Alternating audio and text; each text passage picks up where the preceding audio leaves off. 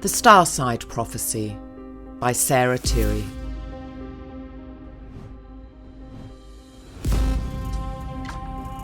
Read by the author. Chapter 55. Greater Works. The godson and I sat face to face across the oyster table, a table we had both happily toiled over during my many life between lives. He was leaning back with his arms folded across his chest.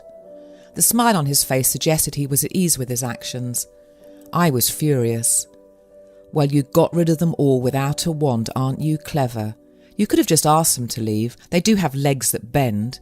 Maybe you should undertake another lifetime in the physical, to work on your manners, basic stuff like that."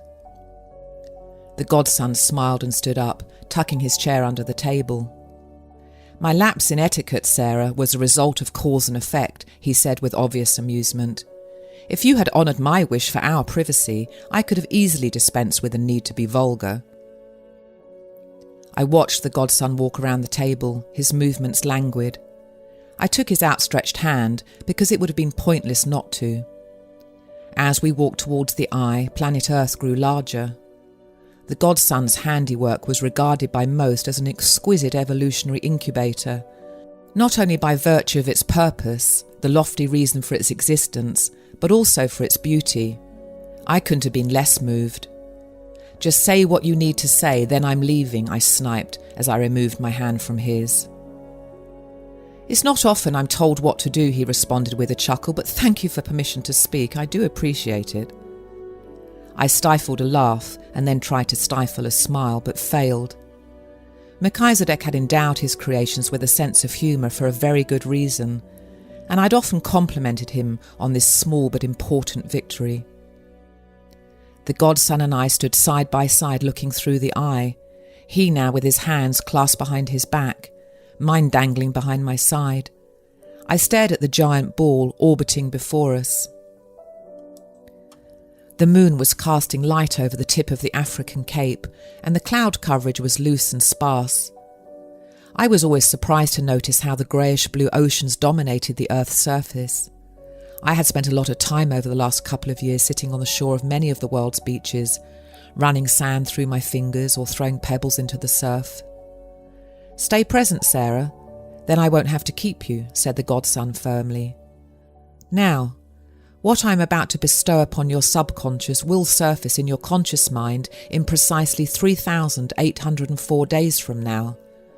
Do not be tempted to ask me for any details regarding your future, because you will be disappointed by my empty response. Just listen, and do not allow intrusive thoughts to water down the revelation."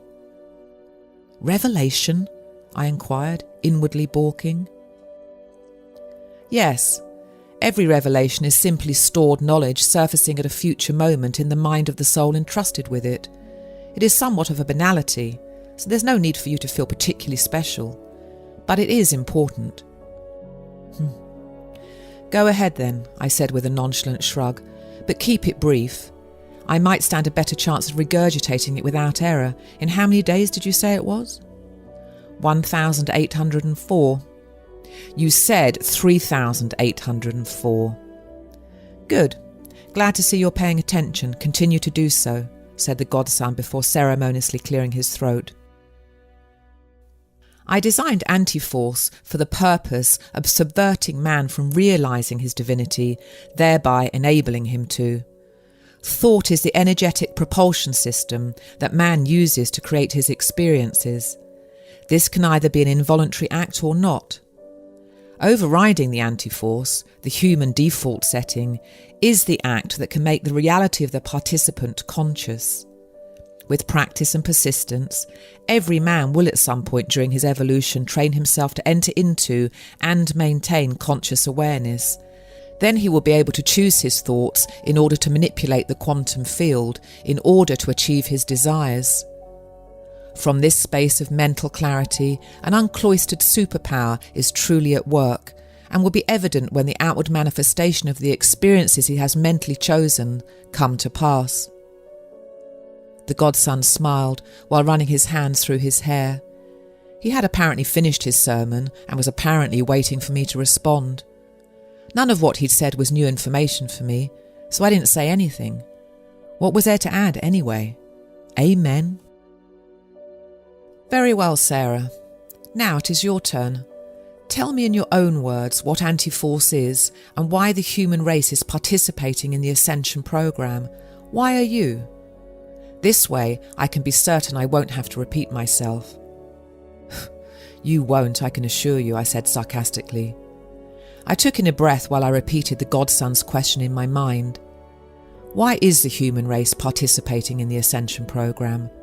Why are you? In a slow, deliberate voice, I said, human beings are participating in the Ascension program in order to learn to focus. The Anti-Force is necessary for us to be able to do that. Without it, we'd be robots. Thought is the creative energy of the cosmos, and we have to know how to manage it in order for each of us to create on a larger scale. Earth is a training ground, an early one, that teaches us how to manage our thoughts in order to become more. A focused consciousness is the origin of all creation. Thought has to be directed with precision to call forth the unseen, and one day we will all be calling forth a great deal more than we are able to on Earth. This is the nature of evolution. Our destiny is to do greater works, as was yours. Melchizedek cocked his head to one side and raised his eyebrows. That was very good, thank you. I believe the impartation was successful, unless you veer off your life plan too dramatically. O ye of little faith, I responded through a smirk. The godson laughed as we remained side by side looking at his precious planet, which constituted nothing more than an elaborate matrix of infinite possibility that every human mind was orchestrating, whether they realised it or not. I was kind of impressed with what the godson had done with his mind. Kind of. Melchizedek put his arm around my shoulder, which smelled ever so vaguely of sawdust. The view of deep dark space before us and the stars that shone to reflect the glory of their creator was magnificent. Melchizedek accepted their tribute from behind the glass with the grace of one used to praise and worship in all its forms. But as we stood there planet gazing, I could tell he wanted to add something more. Sarah, it's vital to the fulfillment of my plan that people's opinion of themselves change. Yeah, for sure, I responded, but that might not be easy. Some very nasty rumours have been spread about you, your intentions, and what you created man to be and do. The godson laughed again, but this time his laugh was insincere and weak, and I suddenly felt very sorry for him. He really was the most innocent being in the entire universe, and I squeezed his hand in an attempt to soothe him. But his attention remained on planet Earth, and I suspected on the well-being of all who dared tread there. My consciousness was now peaceful. My mind was calm and my body relaxed. Several minutes passed by before Melchizedek spoke again. Now, my love, don't look away. Just recede your outward focus slightly. I have something to show you. I did as I was told, and instantly a picture of my grandfather came into view. The eye was framing it. I recognised him immediately, although he appeared to be a much younger and robust version of the grey-haired, frail man I had known. The picture soon changed into moving, animated images, and for the first time ever, I was happy to be looking through the oval lens. I saw other people gathered around my grandfather who were laughing. I did not know who they were, but they too appeared to be in their early 30s, and some were dressed in very old-fashioned clothing. One man, wearing a tightly fitting frock coat with tails that rested to his calves, looked like he could be my grandfather's father, and the woman to his left was his mother. I had seen her in several old photographs. She looked a little like Queen Victoria, but not as po-faced. The scene of my grandparents looking at their son adoringly was so moving I wanted to weep. There was a Labrador sitting at my grandfather's feet wagging its tail. His name was Ben.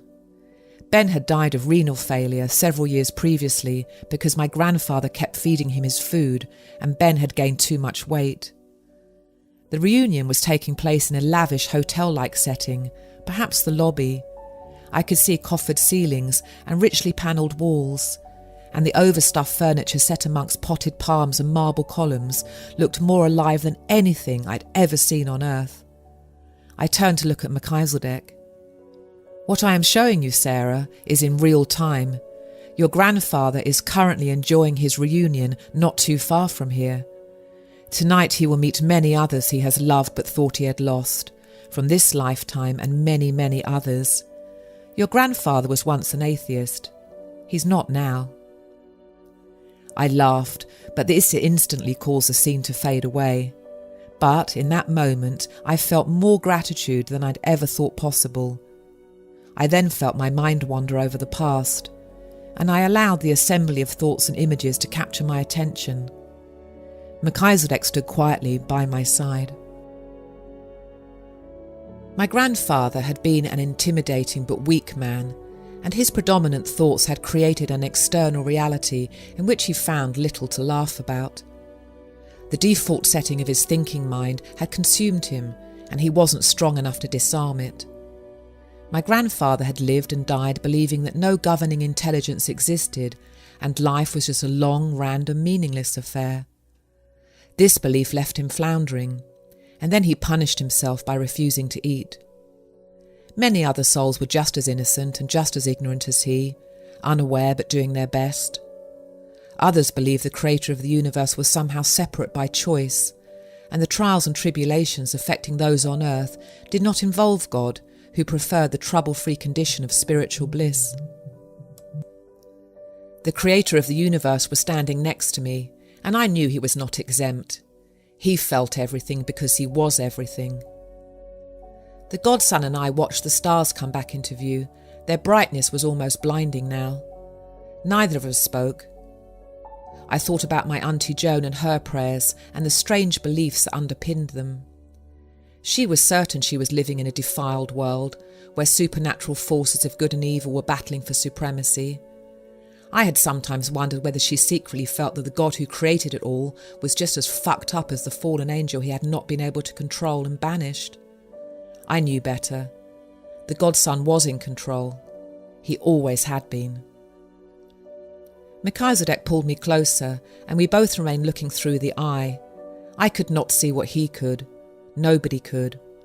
All I could see was a planet, and within its confines I knew there were billions of souls, a large proportion of whom had thought themselves into complete misery.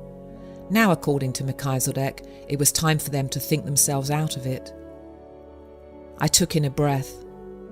"My darling Em, before I go back, I would like to make a request." "Yes, of course," he said, smiling. "Can I take it you are going to be reasonable?" "That's not one of my strongest points," I said, glancing up at him. "I know, but in some ways that might be the best thing you've got going for you. Anyway, I'm very curious. What is it you need?" I took in a deep breath and willed myself to say what I had been wanting to say for longer than I could remember. "I know you took a vow of renunciation, but will you please stop watching and do more doing? I have long since accepted that you cannot interfere with law, but surely there is something you can do to help more of us understand the curriculum." I looked up at Melchizedek to gauge his reaction, but his eyes were now closed. Then, without warning, a vacuum of utter silence followed, with no movement and no interruption. It was as if existence itself had been extinguished for 1,000 years, and I was witnessing it, rooted to the spot with no means of recourse. This was the first time I had ever experienced what felt like an eon of time concentrated in a single second. I was shocked and disorientated and angry again. "You're okay," said Melchizedek as he opened his eyes. "How could you do that to me?" I hissed. "You're okay," said Melchizedek again. "No, I'm not. That was an outrageous imposition, and you bloody well know it." "I needed a moment, Sarah, that's all. Now, would you like to know the answer to your question or not?" I nodded. "Yes, I would." "Good. Here is your answer. I cannot interfere with the laws that govern the evolutionary process, but perhaps I can speed up the pace. I have at my disposal the means to make the thought-to-manifestation protocol a great deal more obvious, an event that has been anticipated for a very long time, an event that has been called many things by many races of people, the implementation and timing of which has always been subject to my free will. I darted another look at Melchizedek's face to make sure there was no trace of frivolity in his eyes. What he was proposing could have far-reaching consequences, and through a frown I voiced my concern. I'm nervous about what might occur when the sacred knowledge you speak of is no longer esoteric. That's reasonable enough, but you shouldn't be nervous. Man is ready. The stories he has been told about me have outlived their usefulness.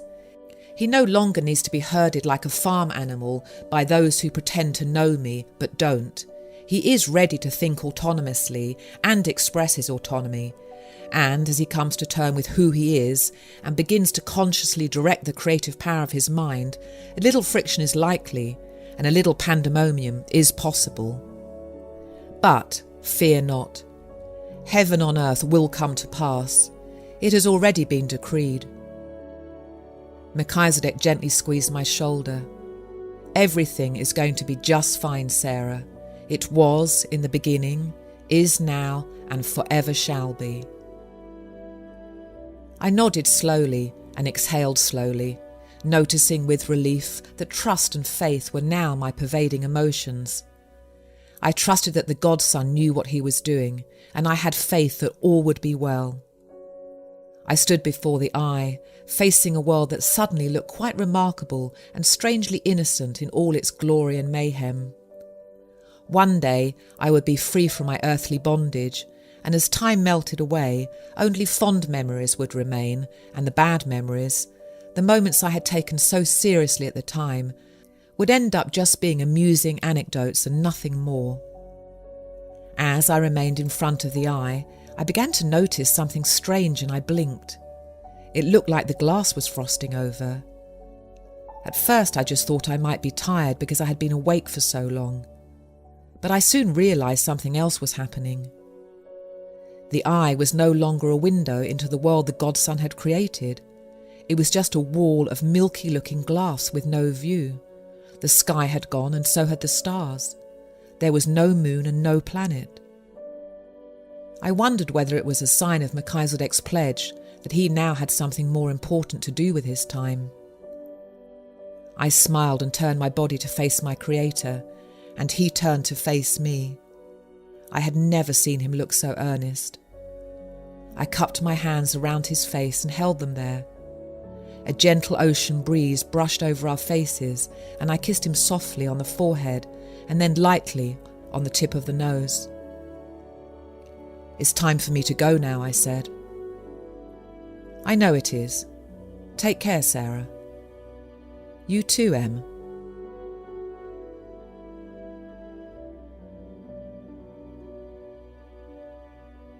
The end of Book 1.